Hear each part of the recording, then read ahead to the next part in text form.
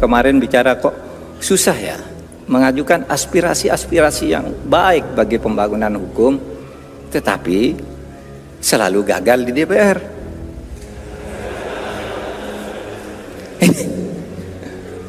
Lalu siapa ini yang salah? Ini zaman Bung Karno tuh undang-undang, wah hebat loh, banyak lahir. Setiap ada aspirasi yang rakyat, undang-undang itu dibuat undang-undang. Zaman Pak Harto juga lumayan.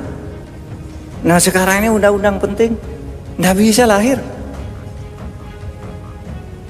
Parpolnya nolak, DPR-nya nolak. Ketika ditanya, le DPR kok nolak? Dan ini kan bagus.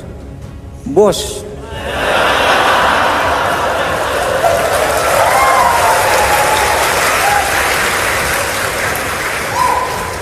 enggak, ini kuliah,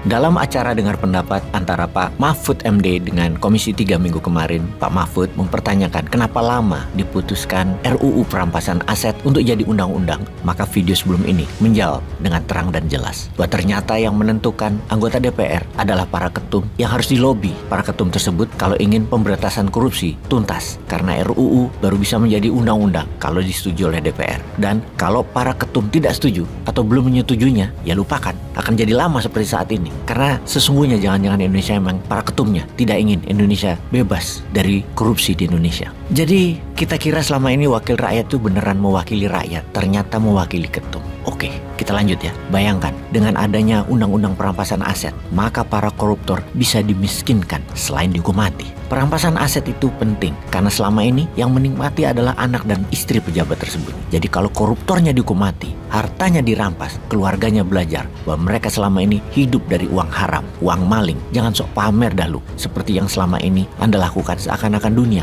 dalam genggaman. Oke sahabat, kita sekarang mereview sisi lain lagi. Mengapa investasi asing di Indonesia sifatnya adalah menyedot hasil alam yang tidak menguntungkan Indonesia, kecuali menghilangkan aset sumber daya alamnya? Mengapa investasi asing yang masuk bukan investasi sebagai pengganti sektor impor yang menguntungkan Indonesia? Baiklah, kita jelaskan perlahan maksudnya. Dalam keseharian, Indonesia ini banyak hal yang bergantung pada produk asing. Contoh misalnya minyak bumi atau BBM. Kemudian kendaraan bermotor dari motor, mobil, truk, bus, kereta api, pesawat, kapal nelayan. Belum lagi produksi alat-alat kebutuhan sehari-hari seperti TV, handphone, kulkas, mesin cuci, dan banyak lagi. Investasi mengganti impor itu menguntungkan karena membuat rupiah kuat dan tidak ketergantungan pada mata uang asing. Kalau kita impor, kita pakai mata uang asing, utamanya dolar. Kita impor katakanlah 1 juta barel per hari minyak bumi saat ini ya. Lalu ada yang berinvestasi mesin pirolisis yang bisa mengekstrak sampah plastik jadi BBM, jadi solar, atau jadi premium. Katakanlah 100.000 barel per hari hasilnya.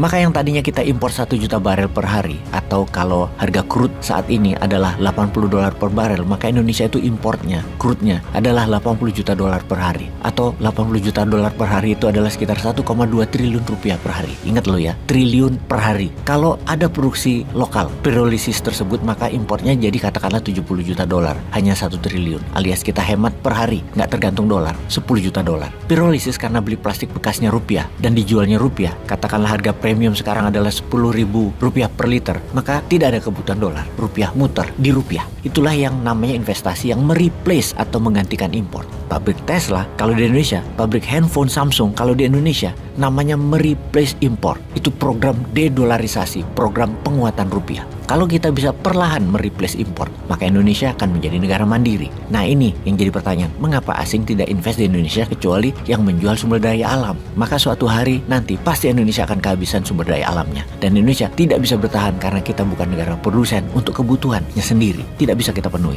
Malaysia ketika Anwar Ibrahim saat ini menjadi Perdana Menteri, investasi asing mendadak banjir masuk ke Malaysia sehingga pertumbuhan Malaysia luar biasa meningkat dalam 6 bulan terakhir. Dalam 1 tahun terakhir ini meningkat 14,2% dari 8,9% kenaikan semester sebelumnya. Kok bisa? Tesla pun memilih dibangun di Malaysia. Tesla yang menjual mobil 5 juta per tahunnya, 5 juta unit per tahunnya, akan memproduksi 1 juta mobil di Malaysia. Coba bayangkan, kalau hal ini bisa di Indonesia, maka kebutuhan kendaraan lokal bisa jadi mereplace atau mengganti unsur impor yang besar. Apalagi kalau Tesla dikirim ke ASEAN, di mana akan menambah pundi dolar masuk ke Indonesia. Namun, kita semua tahu apa yang terjadi di negeri Wakanda ini. Tingkat kepercayaan kepada regulator dan politik rendah sekali di mata dunia. kejahatan korupsi pejabatnya berjamaah, terstruktur rapih, terjaga, saling jaga, dan masif yang akan membuat Wakanda bukan jadi target pembangunan investasi asing yang menguntungkan bagi Indonesia. Untuk bukti, coba saksikan video ini dan kita tunggu komentar sahabat. Peace.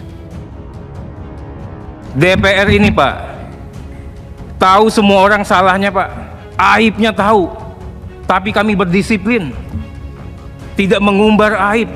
Karena buat apa aibnya diumbar kalau masalahnya nggak selesai? Itulah DPR, Pak. Tahu semuanya, kelakuan semua orang di sini. Tapi kita jaga betul penghormatan antar lembaga.